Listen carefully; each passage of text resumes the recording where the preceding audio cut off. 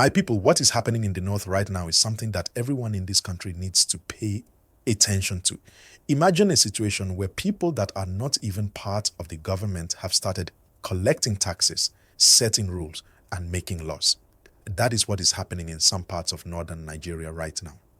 Former Army Chief and Minister of Interior, General Abdulrahman Dambazau, came out to say it clearly that in some communities, it is no longer the government that is in control. It is bandits. They are the ones collecting money from farmers, from villagers, and even giving orders like they are the law of the land. Please, before we continue, don't forget to like this video, subscribe, and turn on your notifications so that you will not miss our next gist, because this one today, you need to hear it to the end. Now, General Dambazau said this during a big security meeting in Kebbi State, and the matter he raised is not a small one. He said these criminals have now turned themselves into rulers in some northern communities. They are not just attacking people again, they now act like local governments. They collect tax, they decide who farms where, and they even settle disputes among people. In some villages, these bandits have become the ones people report problems to, because the real government has lost control there. Can you imagine that? Please, my people, like this video and share it now so that more Nigerians can know what is really going on. He explained that the insecurity in the north did not start today. It has been building for over 20 years, and the problem has continued to grow, from the Boko Haram attacks in the northeast, to the herders and farmers clashes in the northwest, to the banditry in Zamfara and Katsina. All these things have now joined together to create one big problem. Many people have left their homes. Farmlands are now empty. Cattle have been stolen, and many families are struggling to survive. He said something that touched me, that over 70% of the people suffering from poverty in Nigeria today are from the north, and the insecurity is one of the major causes. In some areas, according to the general, these armed groups have become so strong that even traditional rulers cannot control them again. That is where that shocking part of the headline comes in. When people say there are no more Fulani Emirs in Hausa land, it doesn't mean the government removed them. It means their power and respect are being challenged by these groups. Imagine a land where the Emir, who is supposed to be a respected leader, no longer has authority because criminals have taken over. That is what is happening right now, and it is very sad. Please, if you are following this gist, make sure you like this video and subscribe, because this kind of discussion is what we need to have more often. Let's think about this clearly. When people that are not trained to lead start to make laws, the community will suffer. These are not people that care about education, development, or peace. Their only interest is control and money. They tax the farmers, they collect ransom. They dictate who can move and who cannot. Some reports even say they have their own kind of governors among them, deciding punishments and who should be punished. This is something that should worry every Nigerian, whether you are from the north, south, east, or west. Now, General Dambazau didn't just complain, he gave some advice too. He said, if Nigeria wants to fix this issue, the government must first bring back proper security in those areas. Soldiers, police, and community leaders must work together to restore peace. He also said the traditional rulers, like the emirs, must be supported and given back their authority, because in many rural places, they are the closest leaders to the people.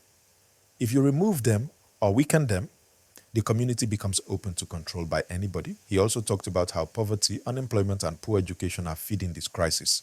When young people have nothing to do and no hope, they can easily be recruited by those groups.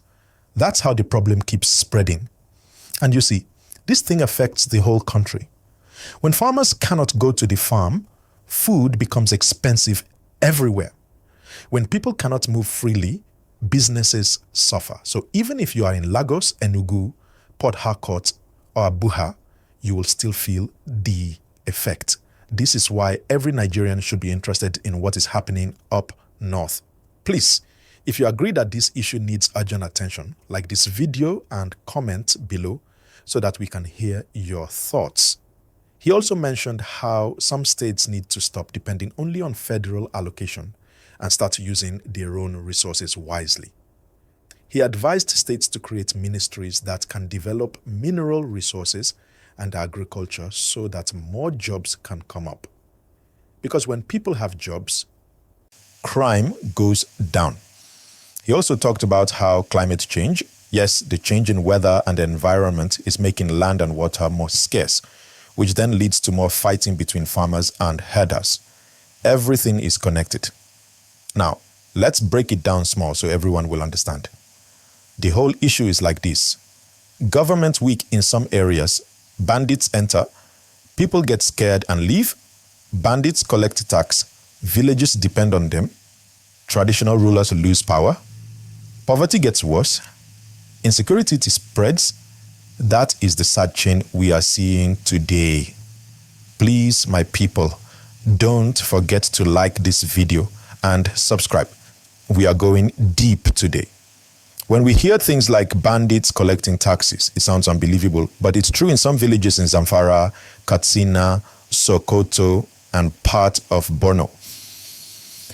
Farmers now pay levy before they can enter their farms. If they refuse, they are attacked. Some even say the bandits give out rules like, don't farm on this side, bring this amount of money by harvest time, and report to our leader if you have a dispute. So they are basically running a parallel government. The saddest part is that many villagers obey them out of fear because there is no security presence around. Imagine living in a place where if you have a problem, you don't go to the police or the traditional ruler, you go to a criminal group because that is the only authority left. That is how serious things have become. The people are tired and the government must act fast. General Dambazau said clearly that if we do not fix this soon, it could grow into something more dangerous. A situation where these groups will begin to link up and form bigger structures, just like what happened with Boko Haram years ago. We cannot let that happen again. And you know something? When you look at how this thing started, you can see it is not just about guns or attacks, it is also about neglect. Many northern communities have no good roads, no schools, no clinics, and no jobs. That's why some of the young ones end up in the hands of these groups. So when we talk about solving insecurity, it's not only about sending soldiers, it's also about giving people hope, jobs, and basic care. Please, if you are watching this and you believe that Nigeria can still change, like this video and subscribe now. Let's make our voices louder together. Now, let me tell you why this is everyone's business. When insecurity spreads, investors run away, foreign companies leave, and even tourism dies. If the government does not take strong action, the economy of the North will continue to sink, and that will affect the rest of the country too. This is why leaders at every level, governors, senators, traditional rulers, need to unite and work as one. This is not the time to blame each other. It's the time to act. The truth is, the North has always been known for its rich culture and proud leadership structure with emirs and chiefs. So seeing that authority being replaced by people with guns is painful, but it can still be restored if the government listens to experts like Dambazau and puts real effort into community security and development. So in simple words, the problem is big, but it can be solved. It starts with bringing back law and order, giving power back to local leaders, creating jobs, and making sure young people are not left behind. This is how peace can return. And once again, my people, please like this video, subscribe, and drop your comment below. What do you think about this situation? Do you believe traditional rulers should be given more power again? Or do you think government alone can fix it? Your opinion matters, so share it